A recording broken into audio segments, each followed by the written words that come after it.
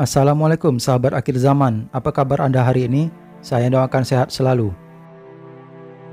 Jika kita memperhatikan tanda-tanda hari kiamat berdasarkan dalil yang ada di Al-Quran, hadis dan Atsar, maka akan kita dapati bahwa di akhir zaman akan terjadi tanda kiamat berupa jatuhnya bebatuan dari langit.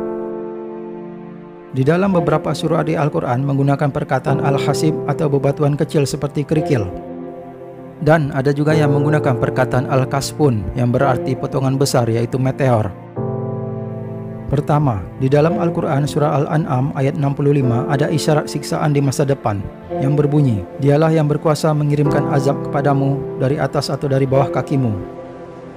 Atau dia mencampurkan kamu dalam golongan-golongan yang saling bertentangan dan merasakan kepada sebagian kamu keganasan sebagian yang lain. Perhatikanlah bagaimana kami menjelaskan berulang-ulang tanda-tanda kekuasaan kami agar mereka memahaminya.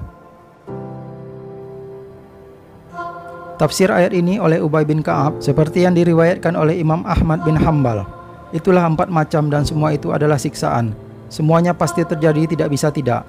Sudah lewat 2 hal, sesudah wafatnya Nabi selama 25 tahun, lantas kalian diterpa keadaan saling bermusuhan.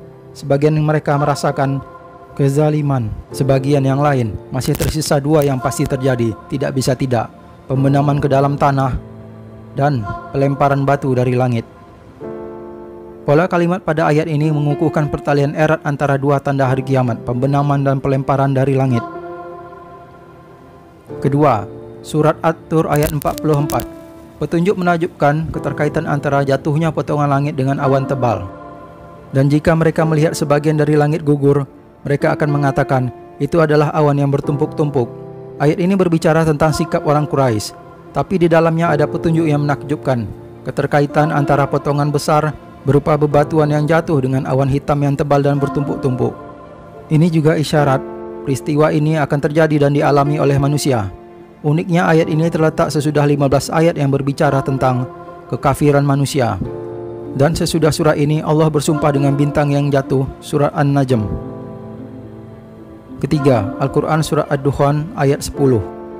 Maka tunggulah pada hari ketika langit membawa asap yang nyata yang meliputi manusia. Inilah azab yang pedih.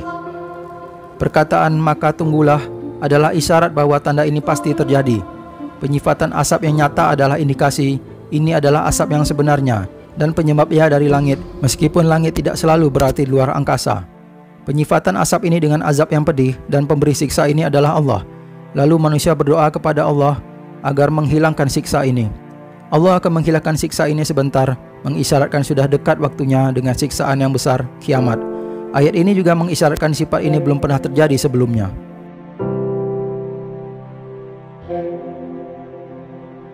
Di dalam Al-Quran ada beberapa ayat yang menyebutkan ancaman dijatuhkan meteor terhadap manusia.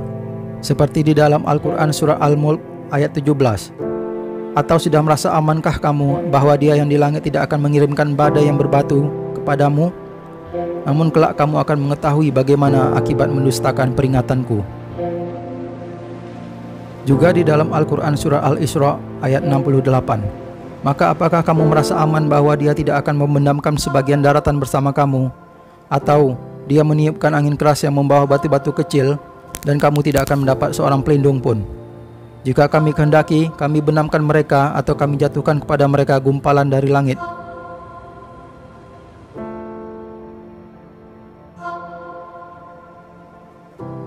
Ada 4 jenis siksaan besar yang datangnya dari Allah. Yang terbesar adalah hujan batu dari langit di masa Nabi Lut. Lalu suara keras dari salah satu malaikat seperti yang menimpa kaum Samud. Juga ada penenggelaman kaum Nuh. Dan pembenaman ke dalam bumi seperti siksaan terhadap Qarun. Al-Quran menjelaskan hal ini dalam surah Al-Ankabut ayat 40. Maka masing-masing mereka itu kami azab karena dosa-dosanya. Di antara mereka ada yang kami timpakan kepadanya hujan batu kerikil. Ada yang ditimpa suara keras yang mengguntur. Ada yang kami benamkan ke dalam bumi. Dan ada pula yang kami tenggelamkan. Allah sama sekali tidak hendak menjalimi mereka, akan tetapi merekalah yang menzalimi diri mereka sendiri. Sesungguhnya kami diutus kepada kaum yang berdosa agar kami timpakan kepada mereka batu-batu dari tanah. Dan sesungguhnya mereka telah melalui sebuah negeri yang dulu dihujani dengan sejelek-jeleknya batu. Kami hujani mereka dengan hujan batu, maka amat jeleklah hujan yang menimpa orang-orang yang telah diberi peringatan itu. Sesungguhnya kami telah menghembuskan kepada mereka angin yang membawa batu-batu. Dosa kaum Lut yang menyebabkan hujan batu adalah homoseksual. Di zaman kita, LGBT lebih masif dan dilegalkan di banyak negara di dunia.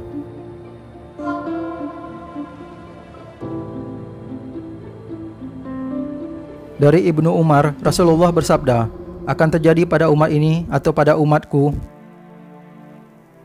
pembenaman ke dalam bumi, pengubahan bentuk manusia, dan hujan batu di kalangan Qadariyah.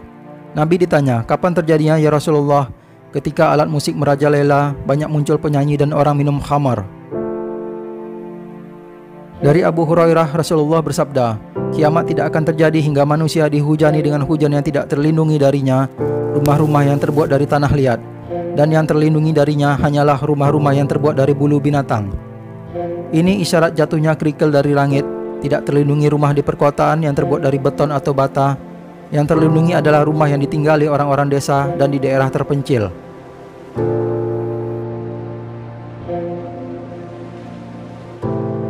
Dari Abdullah bin Mulaikah, dia berkata, aku berangkat pagi-pagi menemui Ibnu Abbas. Lantas dia berkata, aku tidak tidur malam ini sampai pagi. Aku bertanya mengapa. Dia menjawab, orang-orang berkata bintang berekor muncul malam ini. Aku khawatir dukhon sudah dimulai. Dari Ali bin Abdullah bin Abbas, Al-Mahdi tidak akan keluar sampai munculnya tanda yang menyertai terbitnya matahari.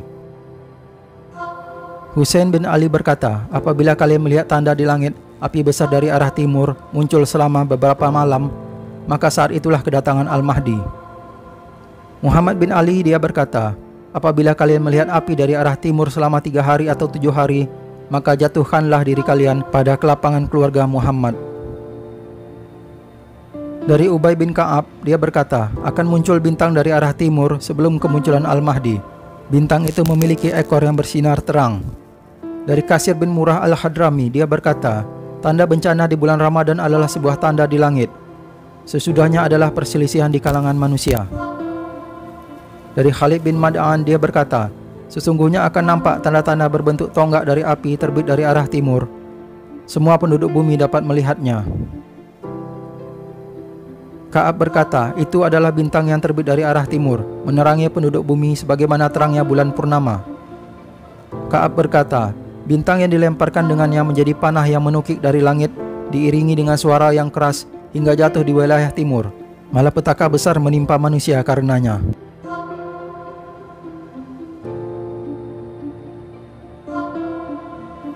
Ancaman jatuhnya bebatuan dari langit masih tetap ada sampai sekarang. Dan jatuhnya benda langit itu akan menimpa individu tertentu dari umat Islam, khususnya di wilayah timur. Di sejumlah ayat mengatakan, jatuhnya benda langit itu memunculkan awan hitam bertumpuk-tumpuk yang menyelubungi seluruh bumi. Ayat-ayat Al-Quran mengatakan perasaan aman dari kemungkinan jatuhnya potongan langit adalah sifat keburukan dan kebodohan. Banyak orang yang mentakwilkan dalil-dalil ini dengan letusan gunung berapi atau bom nuklir. Pentakwilan dengan lava gunung berapi kurang tepat karena asal azab ini berasal dari langit bukan bumi. Pentakwilan dengan bom nuklir juga kurang tepat. Meskipun bom nuklir ini datang dari langit, azab ini berasal dari Allah dan bukan manusia. Manusia di saat itu hanya berdoa kepada Allah untuk menghentikannya, dan Allah menghilangkannya untuk sesaat. Ayat-ayat juga menjelaskan ini adalah potongan besar bebatuan atau kasfun dari langit.